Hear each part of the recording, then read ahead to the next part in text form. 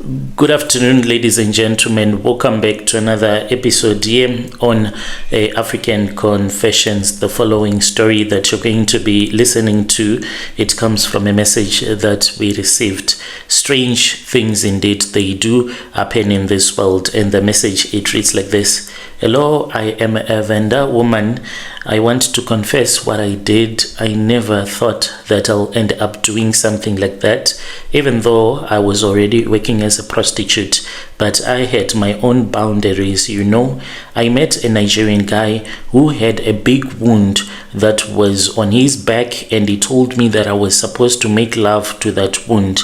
I will tell you exactly what happened, like licking his wound and a manhood coming out of that wound, and me kissing and giving a blowjob to that thing that was sticking out of his back area, and I've never been right since that time.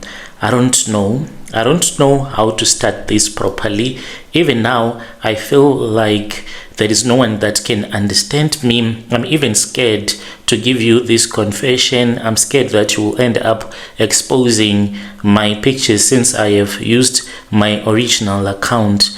But I want help, genuine help. If there is anyone whom you know who is a prophet. As for now, I'm staying in Sosha, but I do come from Venda. I'm here if there is a prophet that you know that knows how to pray for people, but I don't have money. Hey, a lot of Zimbabweans that I've met this side, they need money up front, and I don't have such huge amounts to pay. My name, Brother Nashi, please, you'll just say that it's Ara. I am a 43-year-old woman. I am from Venda. I grew up in Thoyandou, and my life was not fancy. It was just simple, hard but simple. I had one child, a girl. This girl, she was everything to me. The reason as to why I ended up falling into prostitution, it was because of that. So, to be honest with you, even when I did wrong things, I still thought I was doing them for her. I fell into prostitution back when I started staying around Sibasa area. I was now staying with one of my best friend, because as for the baby daddy, he was someone that was earning a lot of money. They used to hijack some SPV trucks, and that was how he was making his money. But whenever he would be in Josie, and if I would follow him, he would act as if we do not even have a child together. He just left me to fend for myself. One particular trip, I came and I visited him, and I went to where he was staying, and I found out that he was staying with another woman, and he had a lot of money. And when I asked for money so that I can send the money to our child back, who was staying with my grandma, and he refused. As for my grandma, the problem with her was that she was a cousin sister to my real grandmother, who gave birth to my biological mom. So she was complaining, and she was like, I have my own grandchildren that I need to take care of. Since I was like an orphan, my mom passed away because of HIV, never knew my dad, and my grandmother, she passed away a very long time ago. So the only person that I called my relative was that grandmother of hers.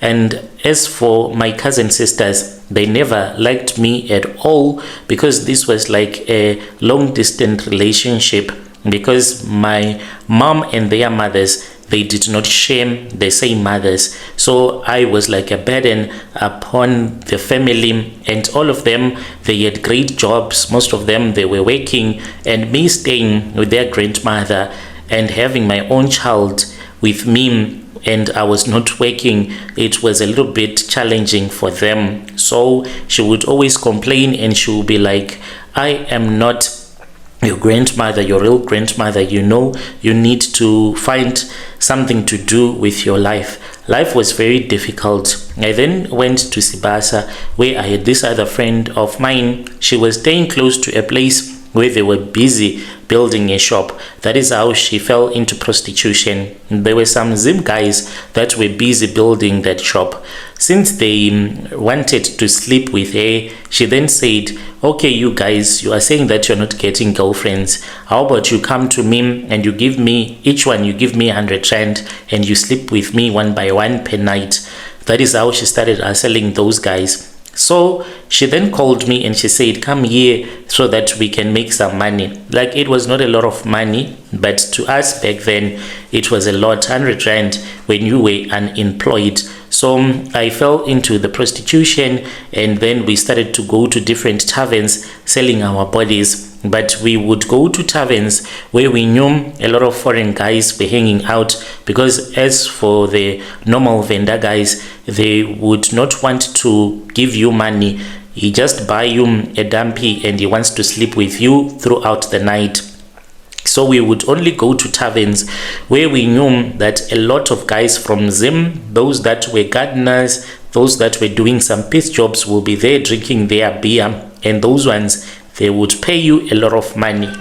Then I had a friend of mine who had been staying in Polokwane for a long time. When she came back, and then she told me that she had something that she was doing in Polokwane and she was having a nice job, but she did not know that by then I was a prostitute already.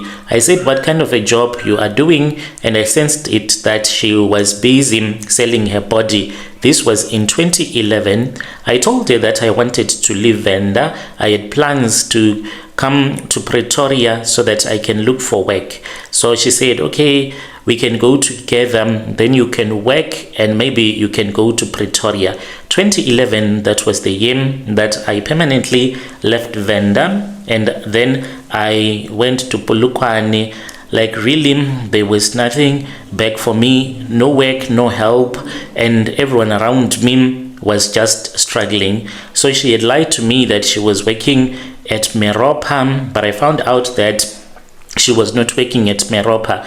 As for my child, I then asked my grandmom, who was not my real grandmom according to him, if she could take care of my daughter whilst I was going to work. And she was like, when you come back, I don't want you to come back with another child.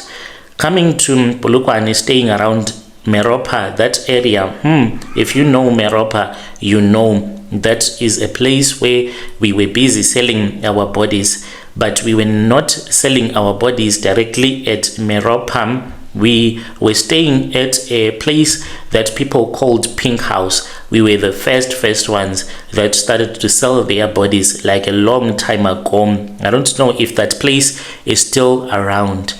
I don't want to lie. There were a lot of girls that were there, but the money was good.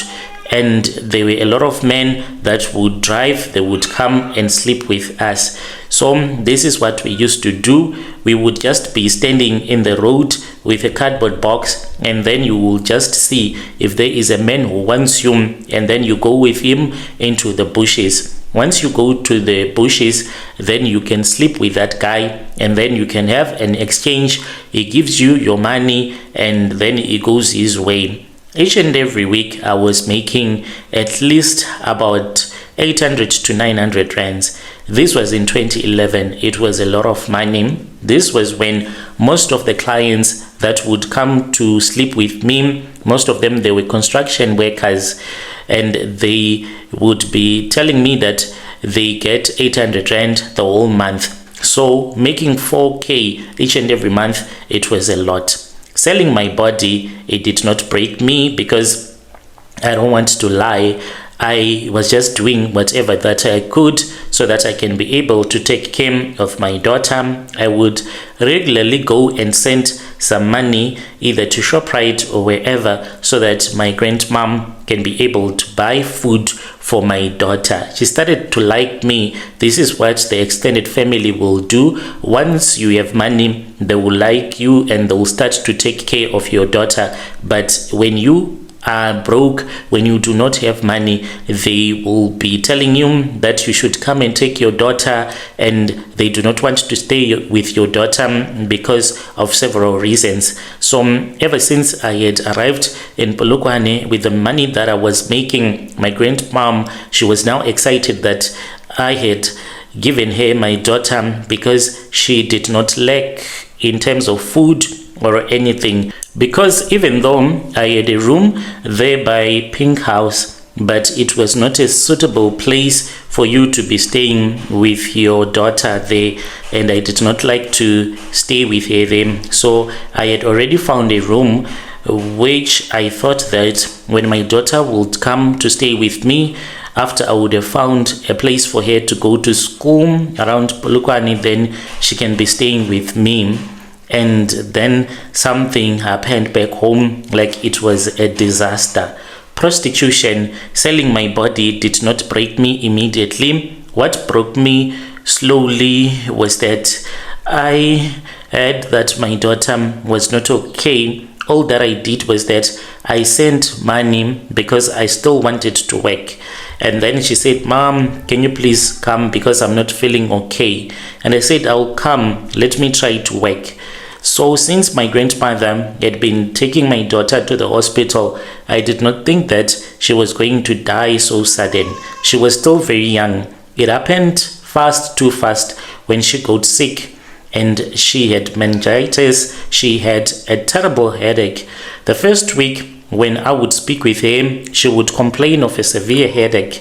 I don't know, maybe they used to beat her up in the head. I truly will never find out.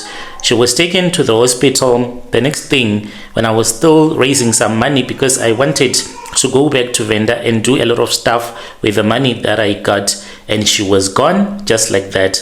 I buried my own child. This was my only child as an orphan.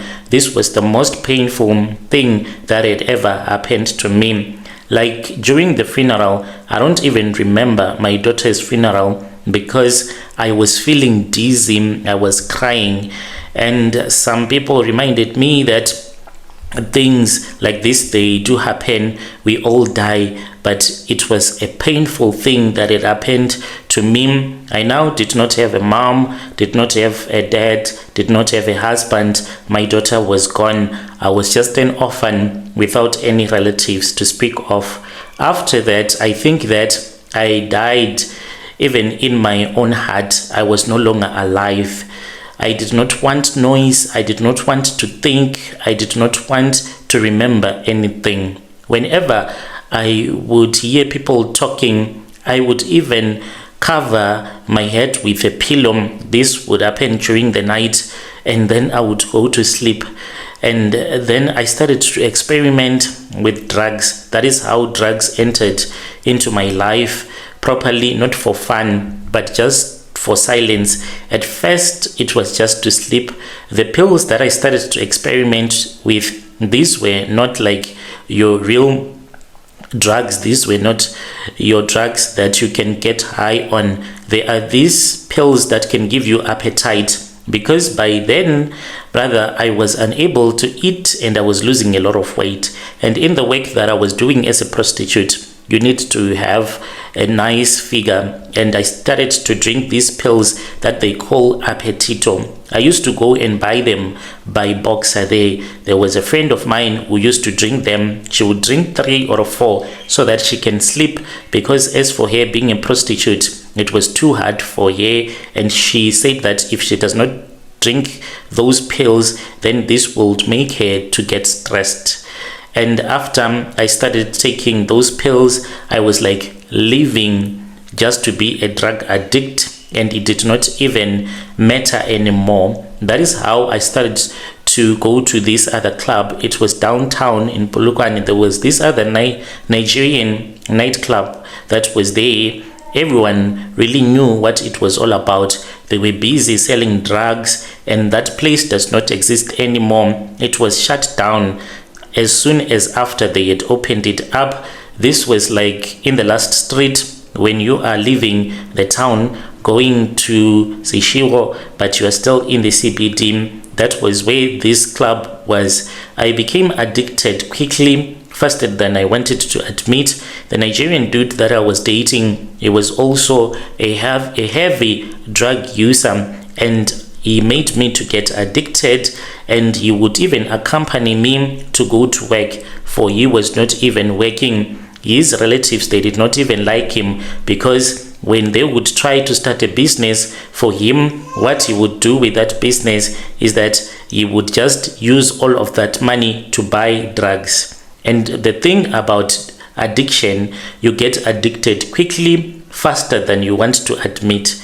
Addiction does not warn you, it just is there, and it slowly takes control of your life. Before I realized, this guy then ran away. I don't know where he went to. These drugs that we were using, me and my Nigerian boyfriend, we ended up owing a Nigerian drug dealer 270,000 rands. That was the amount of the drugs that we were owing. When they started looking for that guy, whom I'll call Vin, that was his name, I can't tell you the complete name. When they were looking for him, they came and they said that we are looking for your boyfriend, for we used to go and buy these drugs together, even taking these drugs on credit. When they told me the amount, my brother, I laughed. I honestly laughed. I thought that it was a joke. But then one of the Nigerian guy, he slapped me so hard, and I knew that I was in deep cack. One of them said to me, "You owe me money and I want that money." I could not sleep anymore. Whenever I would have a client, they would take that money from me. And these clients, these were people that were giving me your 50 rand, your 100 rand. How was I going to pay off 270,000 rands? I knew that it was over for me. I wanted to kill myself. And when they found out that this was what I wanted to do, they grabbed me and then they took me to this other house where they started prostituting me, but still I was unable to make as much money as quickly as possible as they wanted.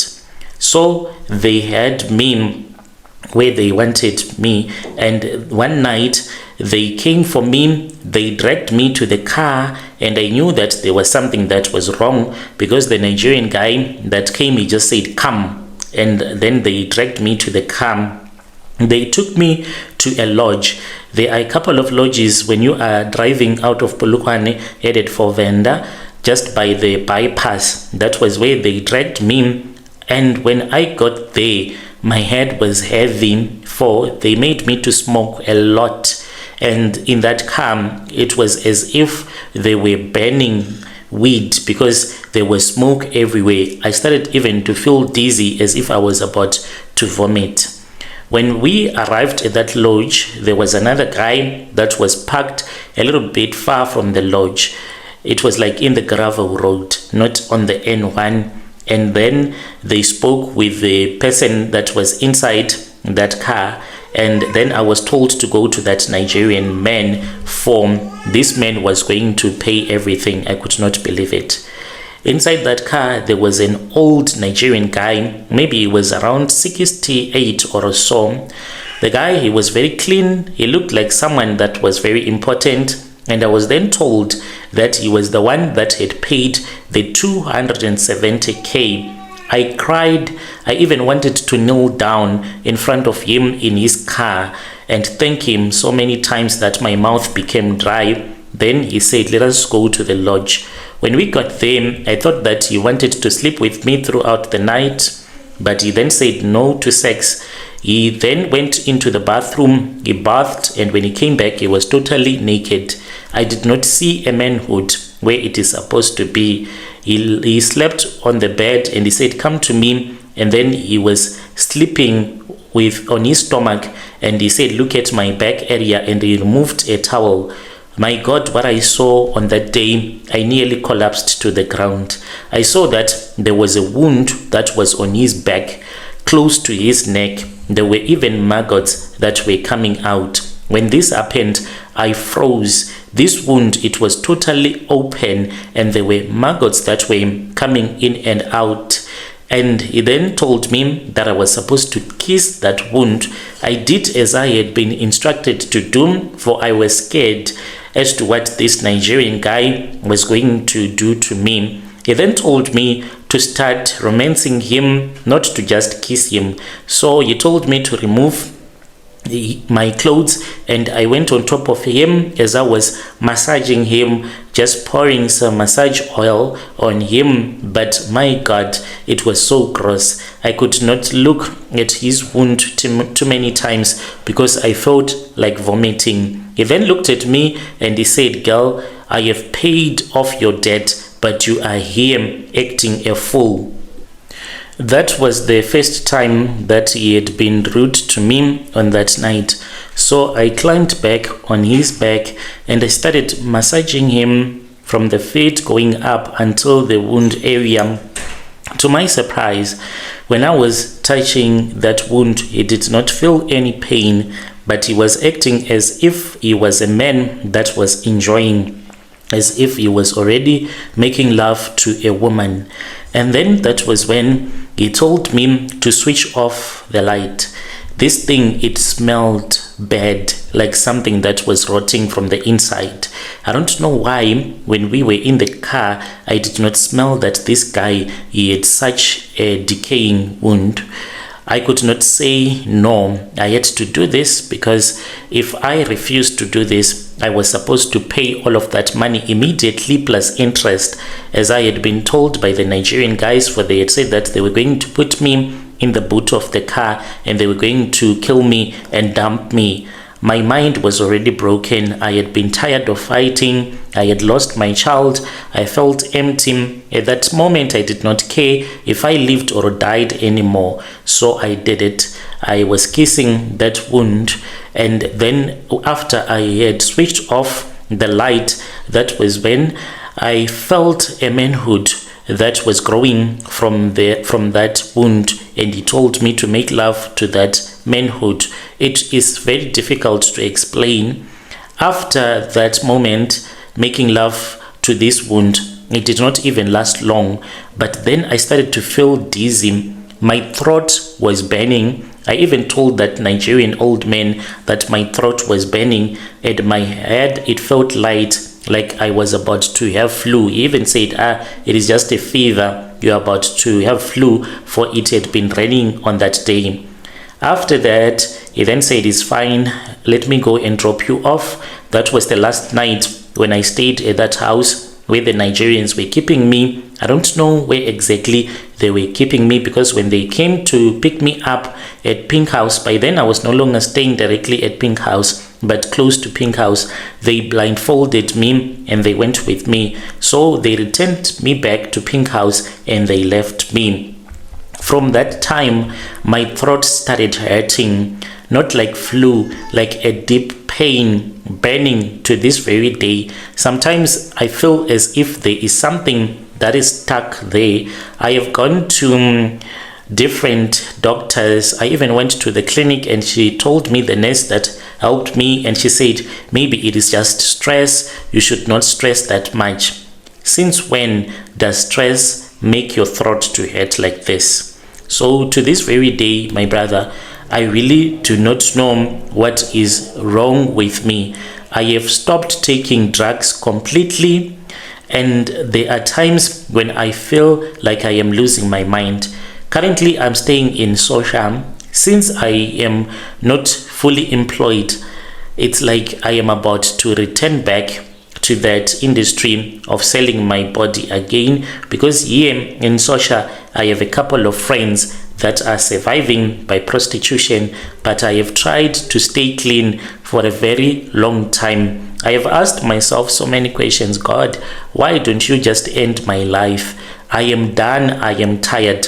Why don't you just end my life? But it seems as if God still wants to keep me alive. And why I am still alive, I do not know. If you have any prophet that you know that stays around Sosha, please, I will be grateful if you are able to give me the contacts of that person. But when you contact them, I'll be grateful if you tell them that as for now, I don't have money. I just need help. Dear listeners, right there was a message that was sent to me by one of our dear sister. Let us try to speak with our dear sister in the comment section, who is saying that she stays in Soshanguve, and if she does not get help, she will end up returning back to prostitution. Then there is another message that was sent to me by one of our dear brother through Facebook.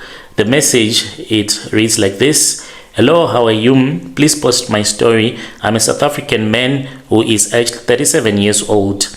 I helped get my supervisor fired. Since then, I am jobless. I don't even know how to explain it to you. When I think about it, I feel so stupid and angry, and I want other people to know that these things it happen when you are a new person at a company.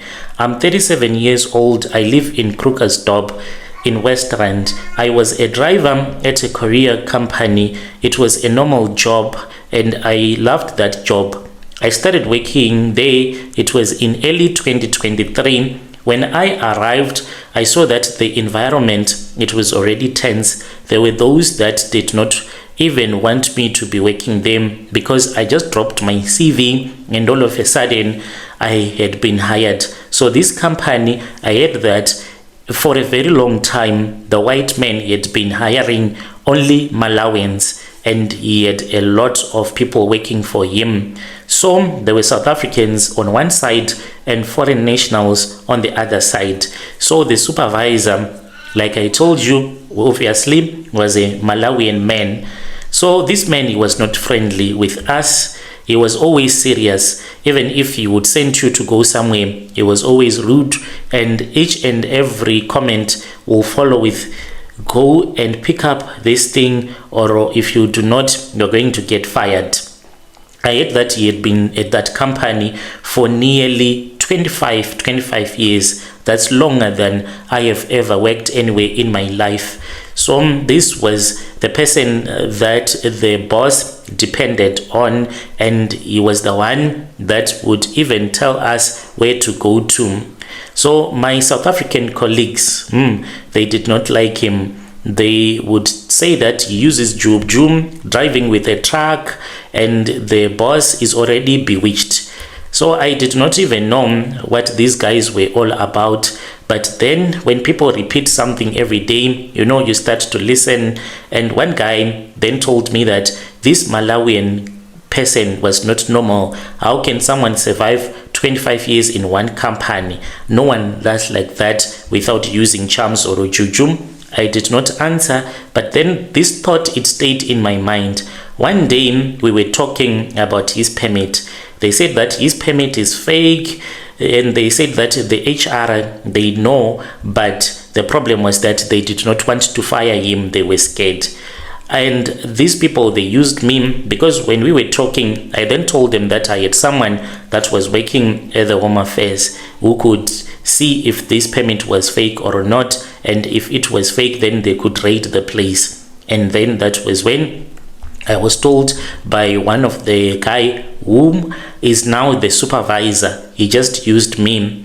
I then told this relative of mine, and then the relative said, as long as you can get a print out of that permit, then we will know if it is legit or not.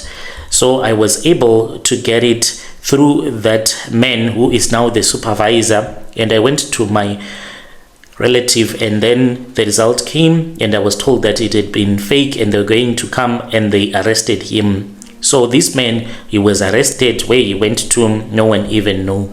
But what surprised me, the same South African man who said that he wanted me to use my connection, he pushed me out of the company. As I'm speaking with you, the relative is the one that is working there, even driving the truck that I was driving. I have tried to go to different courier companies since mid-20, because since 2023, I have not worked properly. I have applied everywhere. Courier companies, delivery jobs, anything with a steering wheel, nothing. Sometimes I get close, interviews, they go well, then silence. And I am being told that I have been bewitched by a Malawian man, and this is the only person that I remember going against. I regret the things that I did, because after that I am jobless, I have kids, I have rent. If anyone has advice or help, or even just words of encouragement, I am listening. This is my confession. Dear listeners, right there was a message that was sent to me by one of our dear brother. Strange things indeed, they do happen in this world. He's saying, if you have any piece of advice, let us give him in the comment section. Let us meet again in the following episode.